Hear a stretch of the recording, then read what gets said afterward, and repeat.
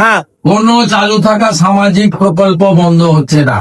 মুখ্যমন্ত্রী শুভেন্দু অধিকারীর নির্দেশে আপনারা সকলে বুঝতে পারলেন যে টাকা কিন্তু কৃষক বন্ধু প্রকল্পের বন্ধ হচ্ছে না, বরং টাকার পরিমাণ বাড়ানো হলো। সরাসরি বৈঠকে শুভেন্দু অধিকারী জানালেন কৃষক বন্ধুর টাকা, হ্যাঁ বন্ধুরা, আপনারা যারা কৃষক বন্ধুর সুবিধাভোগী হয়ে আছেন, ইতিমধ্যেই যারা প্রতি বছর কিস্তির টাকা দুইবার পেতেন, আপনাদের সকলের জন্য একটা বিরাট বড় সুখবর আজকের ভিডিওতে কিন্তু নিয়ে চলে এসেছি। কারণ কৃষক বন্ধুর পরবর্তী কিস্তির টাকা কবে আপনাদের অ্যাকাউন্টে ঢুকবে, মূলত মে মাসের প্রথম সপ্তাহে ঢুকবে নাকি আপনাদের মনে সমস্ত জল্পনা ছিল, সেটা কিন্তু আজকের ভিডিওর মাধ্যমে আমি পরিষ্কার করে বুঝিয়ে দিতে চলে এসেছি। তাই ভিডিওটি অবশ্যই শুরু থেকে শেষ পর্যন্ত দেখবেন, একদম কিন্তু স্কিপ করবেন না বন্ধুরা।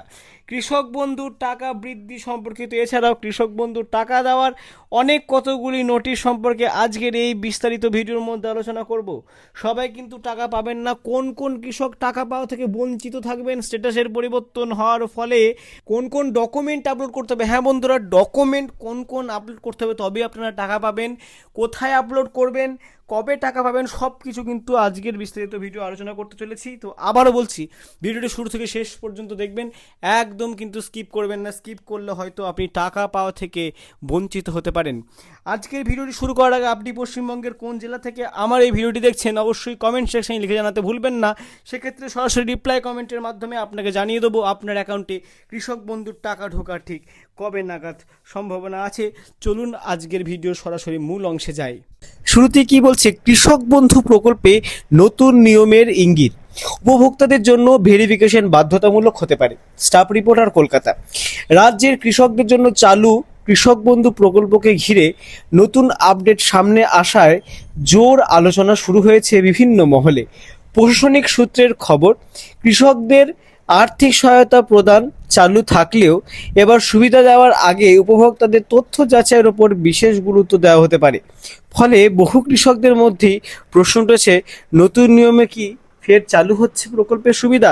আপনারা বুঝতে পারছেন যে নতুন করে যখন টাকা দেওয়ার কাজ শুরু হবে তার আগে কিন্তু আপনাদের তথ্য যাচাইয়ের একটা কথা কিন্তু সরাসরি এখানে বলা হচ্ছে। প্রতিবেদনের পরবর্তী পৃষ্ঠায় যাচ্ছি, দেখুন খুব গুরুত্বপূর্ণভাবে কি বলা হচ্ছে এখানে। সরাসরি এখানে বলা হচ্ছে, দীর্ঘদিন ধরে পশ্চিমবঙ্গের লক্ষাধিক কৃষক কৃষক বন্ধু প্রকল্পের মাধ্যমে আর্থিক সহায়তা পেয়ে এসেছেন। কৃষকদের কৃষিকাজে মৌসুমে এই অনুদান বহু কৃষকের কাছে বড় ভরসা হয়ে উঠেছে, যেটা আপনাদের কাছেও কৃষক বন্ধু একটা বড় ভরসার কারণ। তবে সাম্প্রতিক প্রশাসনিক পর্যায়ের আলোচনার পর পরিষ্কার হয়েছে, প্রকল্প বন্ধ না হলেও এর পরিচালনার কিছু পরিবর্তন আসতে পারে। তথ্য যাচাইয়ের পরেই মিলতে পারে আর্থিক সহায়তা। দেখুন এখানে বলছে, সরকারি সূত্রে দাবি, এবার প্রকল্পের অর্থ সরাসরি দেওয়ার আগে উপভোক্তাদের তথ্য পুনরায় যাচাই করা হতে পারে। পূর্বে যারা টাকা পেয়েছেন তাদেরও তথ্য মিলিয়ে দেখা হতে পারে। ভুল তথ্য, নিষ্ক্রিয় অ্যাকাউন্ট বা অসম্পূর্ণ নথির কারণে অনেকের নাম তালিকা থেকে কিন্তু বাদ পড়ার আশঙ্কা রয়েছে। অর্থাৎ অনেকেই কিন্তু টাকা বাতিল হওয়ার আশঙ্কা রয়েছে, সবাই কিন্তু পাবেন না। এখানে কিন্তু আপনাদের তথ্য যাচাই অবশ্যই হবে টাকা পাওয়ার ক্ষেত্রে। প্রতিবেদনের পরবর্তী পৃষ্ঠায় আমরা চলে যাচ্ছি।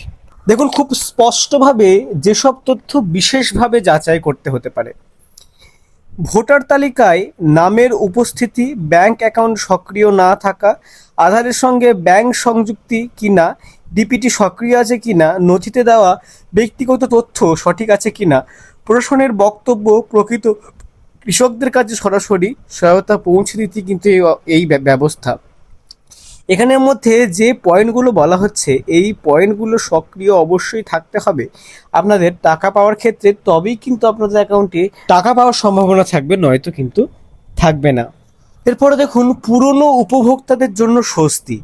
প্রশাসনিক মহলের একাংশের দাবি, যারা আগে থেকেই প্রকল্পের সুবিধা পেয়ে আসছেন তাদের ক্ষেত্রে পুরনো তথ্যের ভিত্তিতেই টাকা পাঠানোর ব্যবস্থা রাখা হতে পারে।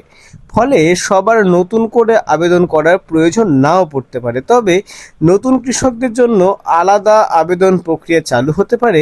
সেই ক্ষেত্রে অনলাইন ও অফলাইন দুই ধরনের আবেদনই কিন্তু গ্রহণ করা হতে পারে বলে কিন্তু জানা যাচ্ছে। প্রতিবেদনের পরবর্তী পৃষ্ঠায় কি বলছে দেখুন, আরেকটি গুরুত্বপূর্ণ কি বলছে, ডিবিটির ওপরে জোর। দেখুন, এবার সমস্ত সরকারি অনুদান সরাসরি উপভোক্তার ব্যাংক অ্যাকাউন্টে পাঠানোর পরিকল্পনা আরও জোরদার করা হচ্ছে। সেই কারণে ডিরেক্ট বেনিফিট ট্রান্সফার অর্থাৎ ডিপিটি সংযুক্তি বাধ্যতামূলক হতে পারে বলে জানানো হচ্ছে। প্রশাসনের পরামর্শ, উপভোক্তারা দ্রুত নিজেদের ব্যাংক তথ্য যাচাই করে নেবেন। দেখুন, পিএম কিষাণ নিয়ে বাড়ছে জল্পনা। পিএম কিষাণের টাকা কি কৃষক বন্ধুর টাকার সাথে ঢুকবে, সেই নিয়ে জল্পনা স্বরূপ এখানে বলছে। রাজ্যের পাশাপাশি কেন্দ্রীয় পিএম কিষাণ প্রকল্প নিয়েও নতুন করে আলোচনা শুরু হয়েছে।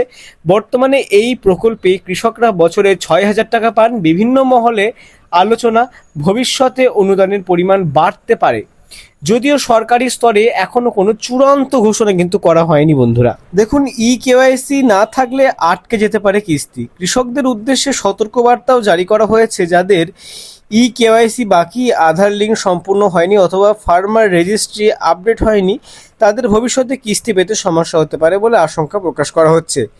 এখন নজর সরকারি ঘোষণায়। সব মিলিয়ে কৃষক বন্ধু প্রকল্প ঘিরে নতুন করে আশাবাদ তৈরি হয়েছে কৃষকদের মধ্যে।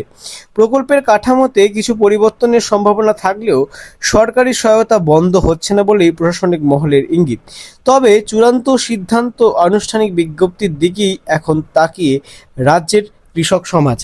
এখনো পর্যন্ত কিন্তু কৃষক বন্ধুর টাকা কবে দেওয়া হবে সেই নিয়ে নির্দিষ্ট কিন্তু দিন ঘোষণা করা হয়নি, কিন্তু ওপর মহলের অর্থাৎ কৃষি মহলের জল্পনা অনুযায়ী অনেকটাই ধারণা স্পষ্ট করা হচ্ছে।